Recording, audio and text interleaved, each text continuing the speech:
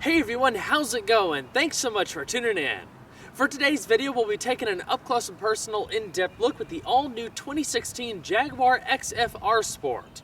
As always, this will be an in-depth review of the XF. We'll start it up to the engine, get an exhaust clip, go over the performance data, take a thorough road test, and show you many of the unique aspects throughout the interior as well as exterior. So without further ado, let's go ahead and hop on in, start it up, let it run.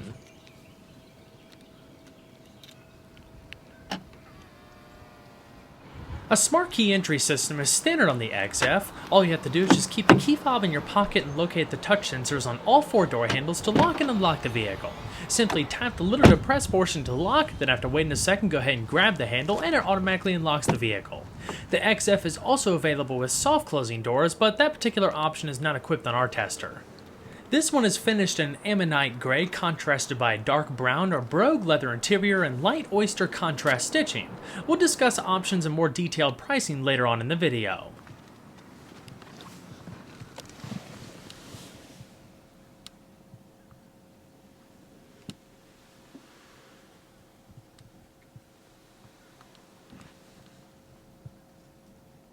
To start, just make sure you have the key fob within the interior, then simply put your foot on the brake and hit the center mounted button to go.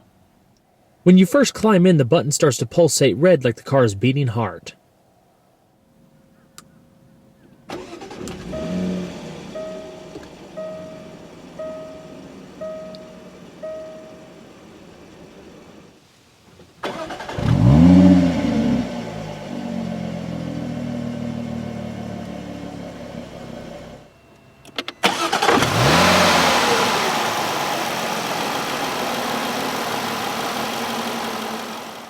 The new XF ditches its predecessor's hydraulically assisted rack and pinion steering system for an electrically assisted setup. The switch leads to a number of benefits in this case. For starters, belt-driven hydraulic steering runs off the engine. Electric steering does not and only requires energy when assistance is needed. This reduces the load placed on the engine, therefore decreasing emissions and improving overall powertrain efficiency. Jaguar also claims a fuel economy boost of up to 3%. As with the 2016 F-Types I've driven recently, the folks at Jaguar did a stellar job when it came to successfully adopting EPS. While some may critique EPS for generally lacking the engagement we've come to expect from hydraulic steering, it actually improves the way the XF drives and feels.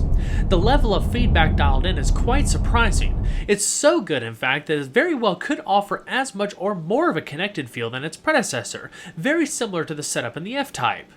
The steering is quite responsive along with linear and direct behavior through the corners. It's complemented by just the right amount of resistance, feeling balanced with the car's stiffer and lighter structure. Via the drive modes, which we'll discuss next, you're also able to adjust how firm or relaxed you want the steering. Along with ensuring torsional stiffness was at the level needed to maintain proper on-center feel, the EPS system also filters out unpleasant vibrations and bump steer tendencies when traveling over rough pavement for a more refined and comfortable drive. Adding EPS also allowed Jaguar to implement some new safety features, including lane assist, driver condition monitoring, and more. A 3-spoke multifunction steering wheel is standard. It's wrapped in high-grade leather and highlighted by satin silver trim pieces and an R Sport logo in the bottom spoke. Of course, there's grip bolsters at 10 and 2. The XF is available in rear-wheel drive or all-wheel drive forms, both of which, at least in the North American market, come standard with a ZF 8-speed automatic transmission at this time. In Europe, a 6-speed manual is offered on the entry-level diesel models. We should be getting a diesel variant as well, but no confirmation on the manual. Rear-wheel drive cars like our tester use the 8HP 45 gearbox, while all-wheel drive cars use the 8HP 70 we've driven countless times before. I'd say performance is comparable to a dual-clutch transmission. It's very refined and responsive. They're some of the best automatics currently available. Being an electronically controlled gearbox, everything is routed through a knurled polished rotary dial in the center console that automatically rises up when you power on the vehicle. Jaguar-specific programming along with adaptive software enhances the car's dynamic qualities. For example, when placed into sport mode, gears are held longer between shifts through turns and quick maneuvers. In dynamic mode, rev-matching throttle blips on downshifts smooth out the transitions and keep the engine within an ideal power band range to maximize acceleration response. You're also able to shift the car manually by a pair of paddle shifters mounted directly behind the upper spokes of the steering wheel for ease of reach, especially when in mid-corner. Jaguar also offers aluminum paddles for a bit of a higher quality touch. The behavior of the transmission is pretty similar to the F-Type R I drove last year. The shifts are so seamless thanks to the closely spaced ratios and take about 200 milliseconds or so. You'll hardly even notice them in normal driving. Toward the rear of the console is an array of drive modes including dynamic, normal, eco, and winter modes, along with the auto start-stop feature and traction control. Our tester is the optional configurable dynamic system, which also allows individual tailoring of throttle response, steering firmness, transmission shift points, and the adaptive dampers through the infotainment system. As we've talked about in prior reviews, dynamic mode is the liveliest setting. When activated, the instrument cluster glows bright red. As far as the optional all-wheel drive system, like before, the system is primarily rear-biased. In normal driving, all of the torque is sent rearward, but if extra grip is needed, torque is then transferred to the front by a multi-plate wet clutch and transfer case coupled to the automatic transmission. How much torque depends on data such as yaw rate, steering angle, lateral acceleration, and how much grip each tire has. For 2016, the transfer case now uses a chain drive instead of the previous gear drive. This new design is 16% lighter, 10% more efficient, and operates more quietly. One more cool bit of tech is the all-surface progress control. It's a standard feature on all models that basically acts as a low-speed cruise control in low-traction situations. When activated, you use the cruise control buttons like you would on the highway and set a target speed between 2.2 and 18.6 miles per hour. The car will then maintain this speed with full traction control active, allowing you to focus on steering. Jaguar also says the system has benefits on slippery inclines, other loose surfaces, and undulating terrain. It even has a hill descent function built in if needed. The XF also uses an electronic parking brake. Pull up to activate, then put your foot on the brake and push down to deactivate. So let's go ahead and flip on the fully automatic adaptive LED headlamps, rear fog lamps, as well as the hazards. All 4 windows are fully automatic. Now let's go and check out the exterior, shall we?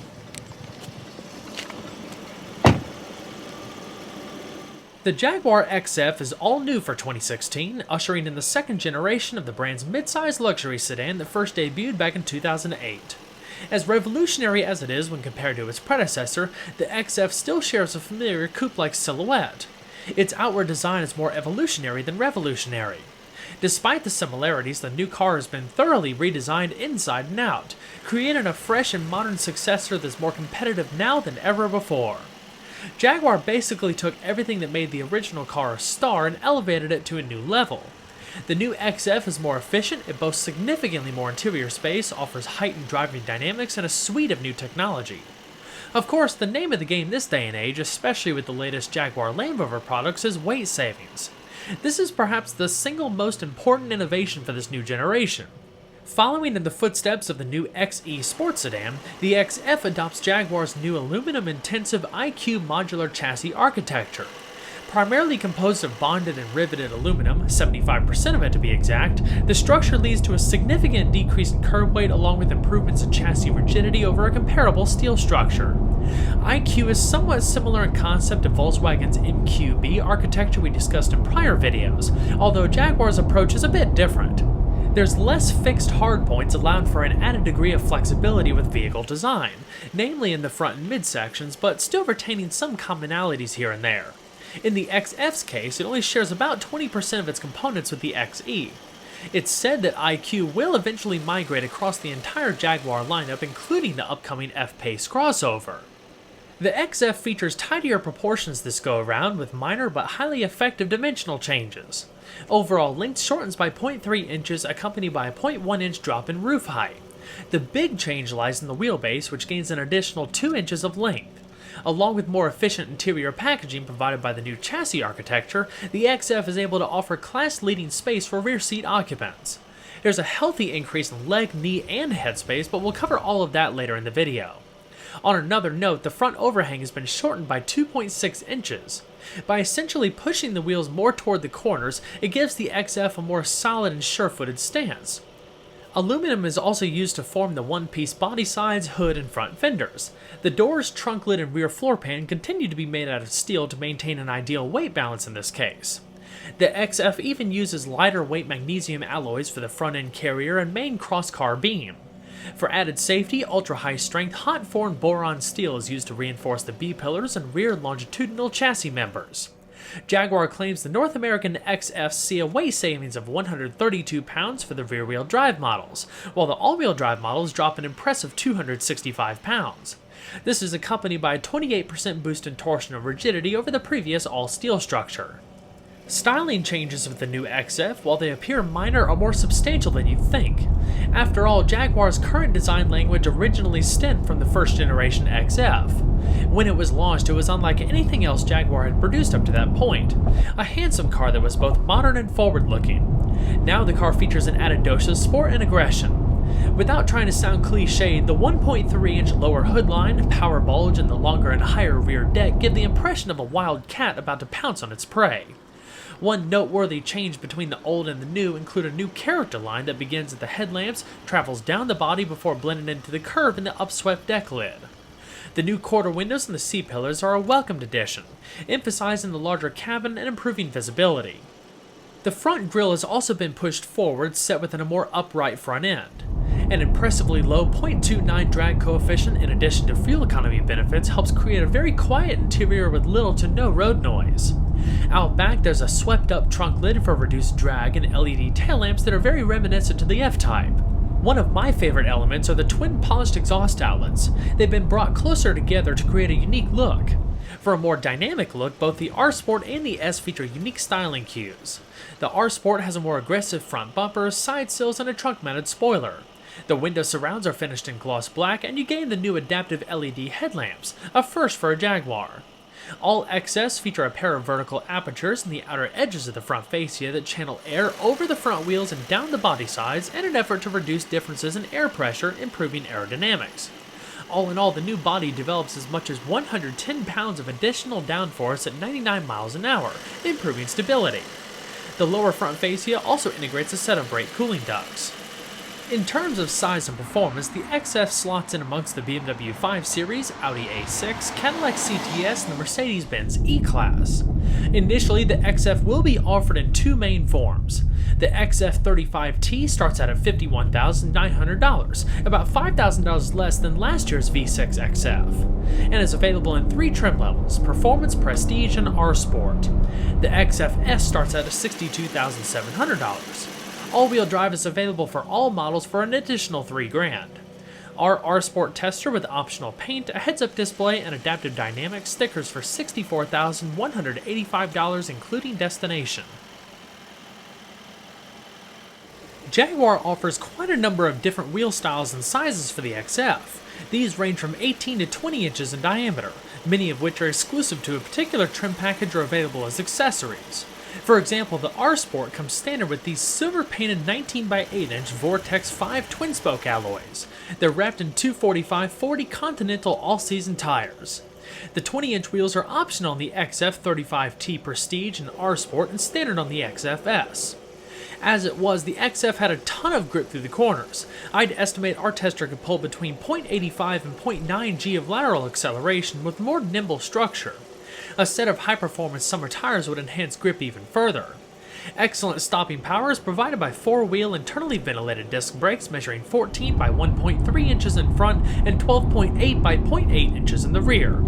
Fade is kept at bay by a set of brake cooling channels up front.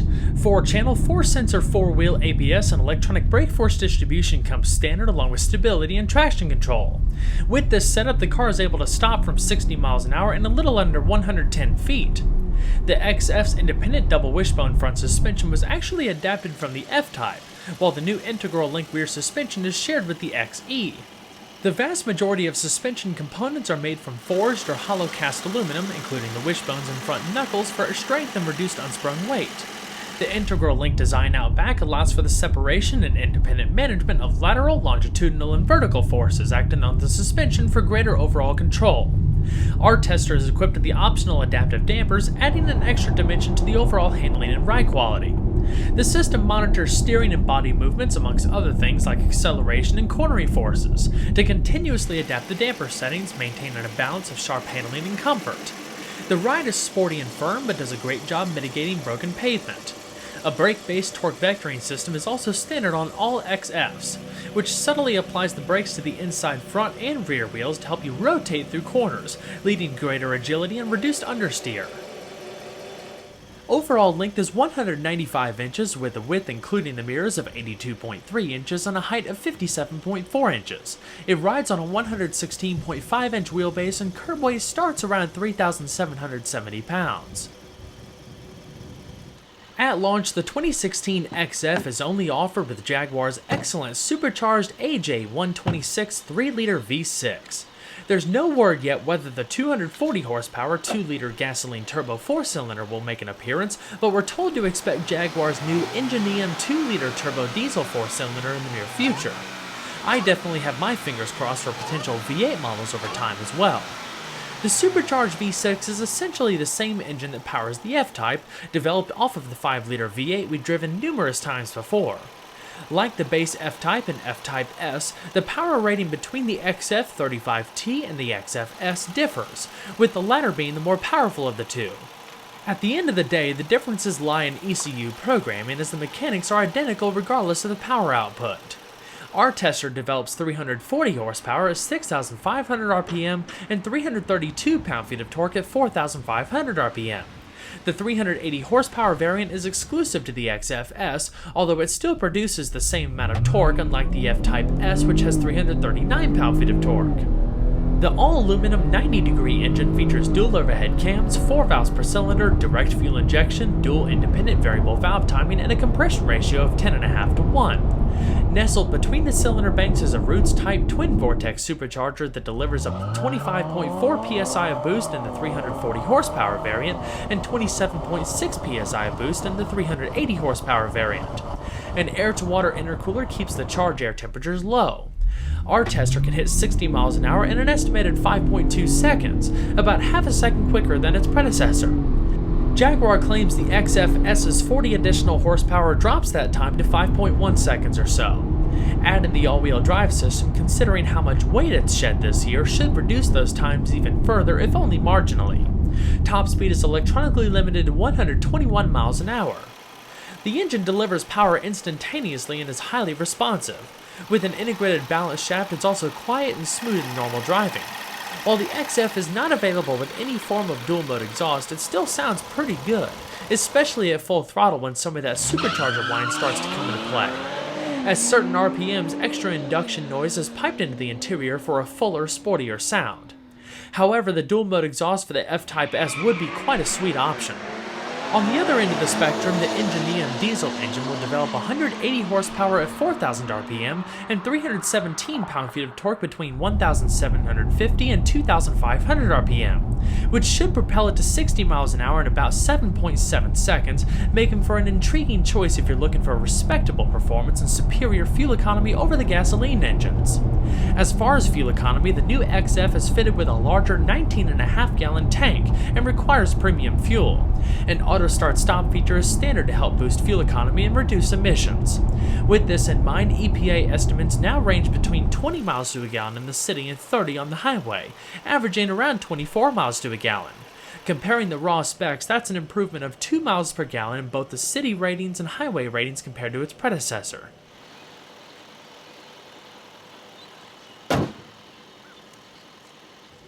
As we've discussed earlier, the new XF takes full advantage of its redesigned chassis by offering a more accommodating and efficiently packaged interior.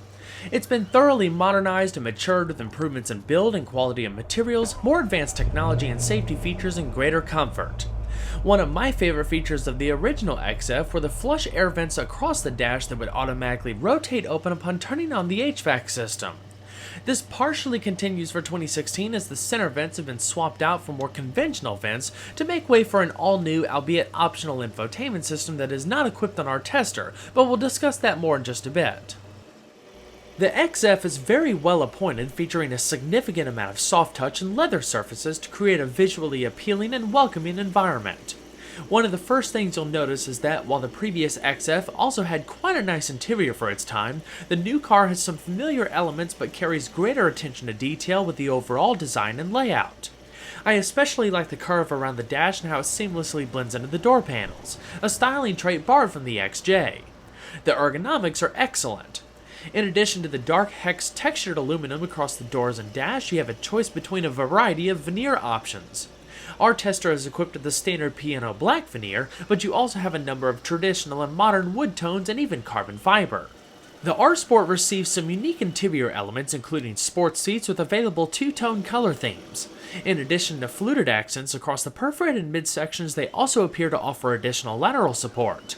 Heated seats are standard on upper trim levels, ventilated seats are optional. All four interior color choices on the R Sport also come paired with accent stitching.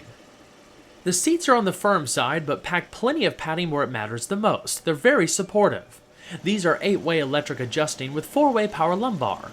The XFS gains 12-way adjustments, including a cushion extender and adjustable lateral support for even greater grip across your torso. The headrests and seatbelts are adjustable. A heated steering wheel comes standard on upper trim levels and features power tilting and telescoping. Supplementing the storage pockets in the lower door panels is a pretty good sized glove box on the passenger side. It's lockable, damped, and lined in felt. It also has illumination on all trims except for the entry-level XF Premium.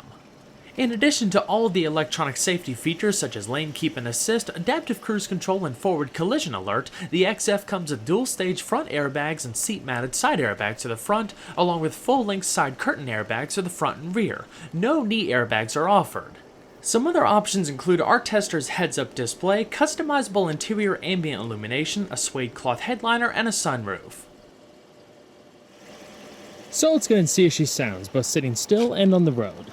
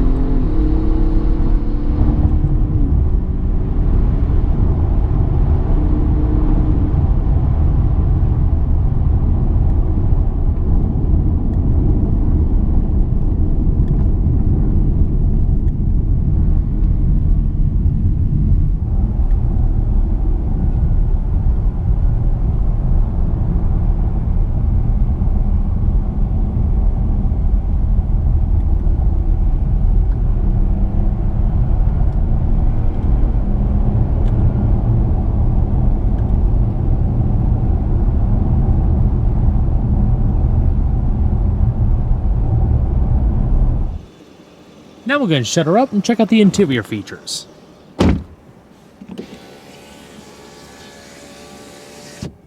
The XF is offered with two Meridian audio systems. Our tester is the standard 11-speaker 380-watt system, while the optional surround sound system consists of 17 speakers and a total of 825 watts.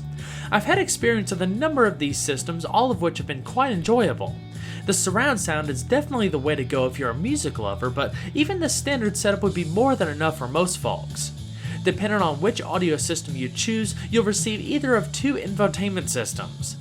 The standard in-control touch setup we have here features an 8-inch display that's paired with a 5-inch display positioned within the analog instrument cluster. However, the big news here is the all-new In-Control Touch Pro system. The latter introduces a 10.2-inch widescreen display with multi-touch gestures, a customizable home screen, and a wealth of exclusive features not found on this tester. The Pro system also comes paired to a reconfigurable 12.3-inch digital instrument cluster. Hopefully we'll be able to test out that system in a future press car as it looks quite impressive. Regardless, the standard system here is a marked improvement for Jaguar. It incorporates some shortcut buttons to either side versus the all-touch Pro system. Still, it's not quite as responsive as what you'd find in the competition, but it looks a lot nicer with higher res graphics, it's easier to use than its predecessor, and offers the sat-nav, Bluetooth, media options, and app connectivity people expect nowadays, not to mention an in-car Wi-Fi hotspot.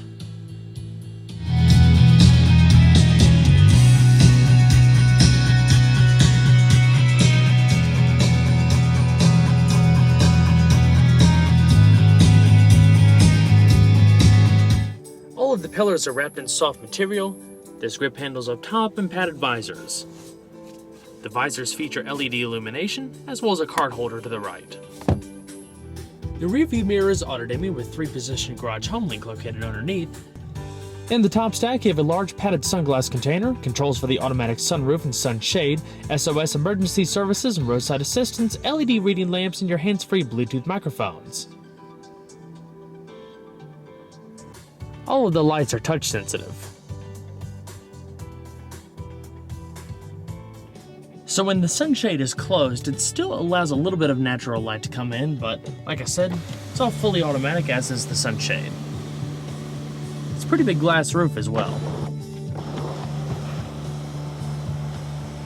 A little wind deflector automatically pops up, and the glass roof slides over the rear.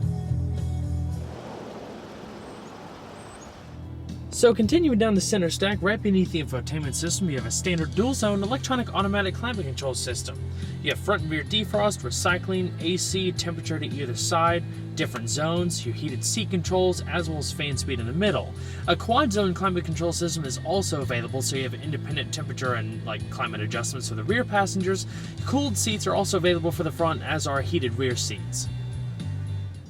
Across the center console, you have plenty of high-gloss black trim and satin chrome detailing. There's 2 cup holders towards the back, and a small storage tray in front. All the way at the back is a padded leather armrest with the color accented detailing. Open it up and you have a padded storage compartment with a modest amount of space. It also houses an auxiliary, USB port, SD card slot, as well as a 12-volt power outlet. As far as the steering wheel, on the right-hand side you have your cruise control, heated steering wheel activation, and a speed limiter. I first tried out the limiter feature in the F-Type and it's pretty cool. So let's say you wanted to not go above 60 miles an hour if you had a lead foot down the highway. You can set the limiter at 60 miles an hour, and no matter how much you're pressing the pedal, the car will not go above 60 miles an hour unless you floor it. Then it'll override it, such as an emergency maneuver or something like that. On the left-hand side, you have various radio controls, hands-free telephone, and voice commands. Help. Select an album or say list all. Cancel. Cancel. So there's a ton of different commands corresponding to various things like navigation, audio, and telephone. You also have the controls here for the driver information system that shows up in that little digital display there.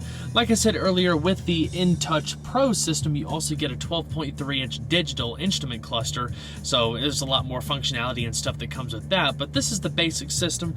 To activate the controls, you simply hit the menu button, and then instead of these controlling the radio, it controls the driver information system. Alrighty. So let's go ahead and shut her down.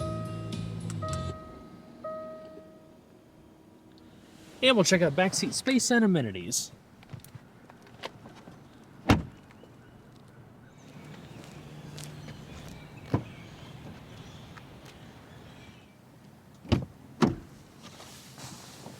So like we talked about earlier, with a revised structure and longer wheelbase, the new XF actually has a lot more rear seat space than the previous generation. You have more knee space, more leg space, and even though this roofline is lower, giving you that sleek fastback profile, you don't lose any headspace. The bottom cushion here is actually lower, so in reality you actually gain headspace, about an inch or so. It's very accommodating back here. As far as overall space, I'm 5'10", and with a comfortable seating position for myself in front, I easily have 5 or so inches of leg space and maybe 2.5, 3 inches of head space. Like, the front build quality is awesome. I mean, just listen to the door panels. Everything evokes that nice solid feel. It's all wrapped in premium soft touch material, leathers. I like the aluminum pattern across the door panels and dash and all that good stuff. I mean, it's very well appointed. It's also very cozy. I like the black headliner, very sporty, kind of a modern touch, I guess.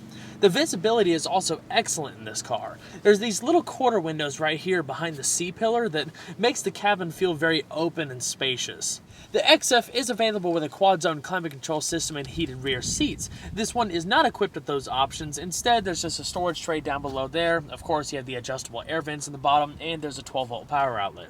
As far as other amenities, there's a lot of storage back here, big pockets across the lower door panels, a little storage tray right here that you could set a smartphone or something similar in size, and 2 seat back storage nets. Up top, you have grip handles, coat hooks, and LED reading lamps.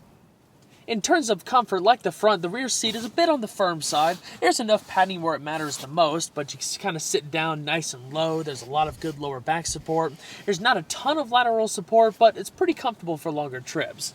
In the middle, I also like the fact that you do have a full padded armrest. It is locking. There's 2 cup holders there, a lot of padding there, a lot of padding across the door panels, so you don't really need that lateral support. I mean, it's a nice, comfortable traveling luxury sedan. All 3 headrests here are fully adjustable, which is a nice touch, and of course the XF can seat up to 5 people. It's not the easiest to get into the middle seat, but you don't lose a ton of headroom, maybe about, I don't know, half an inch or so. You do have to straddle the drivetrain hump, which is quite large here, but there's enough to either side that I don't really think you're going to be fighting for leg space. I'm not sure you could fit 3 full-size adults back here without impeding on shoulder space. It really depends on the size of people, but it's definitely there for a bit of added practicality.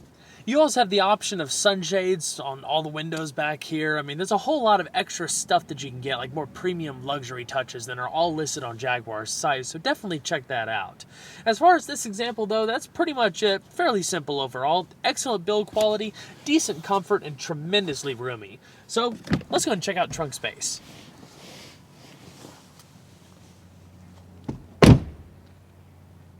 The XF's new chassis not only led to increased interior room, but trunk volume as well.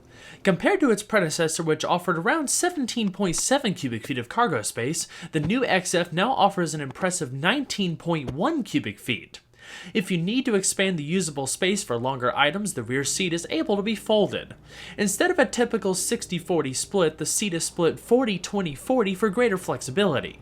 Of course, everything back here is carpeted with illumination. Underneath the trunk floor is a temporary spare tire along with all the necessary changing equipment. A powered trunk lid is available. Well, everyone, I hope you enjoyed the in-depth look at the 2016 Jaguar XF R Sport. Be sure to stay tuned next time. There's always a lot more where that came from. Take care, everyone.